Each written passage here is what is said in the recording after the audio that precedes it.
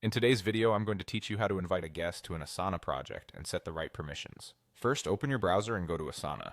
On the sign-in page, choose Continue with Google to log in. This is a quick and secure way to access your account without remembering another password. Once you're in, head straight to the project you want to share. You can find it from your sidebar or by using the search bar at the top if you have a lot of projects. With the project open, look toward the top right corner of the screen and click the Share button. This is your central place for adding people and controlling exactly what they can do in the project. In the Add People or Invite box, type the email address of the guest you want to bring in. A guest is typically someone outside your workspace or organization, like a client or a collaborator who doesn't need full editing rights. Take a second to double check the email to avoid sending the invite to the wrong person. Before you send the invitation, choose the appropriate access level. You'll see two key options here: Can Comment and Viewer.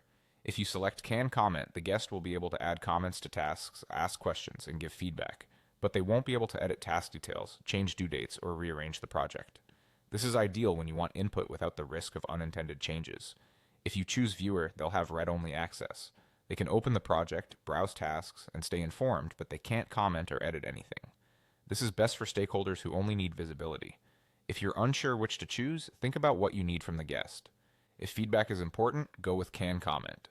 If you simply want them to stay in the loop, Viewer keeps things clean and controlled. Once you've set the access level, click Invite. Asana will send the guest an email invitation, and when they accept, they'll be added to your project with exactly the permissions you chose. If the Share button seems unavailable or you can't adjust access, you might not have the necessary permissions on that project. In that case, ask a project owner or admin to review your access. That's it. You've successfully shared your Asana project with a guest and set the right level of control.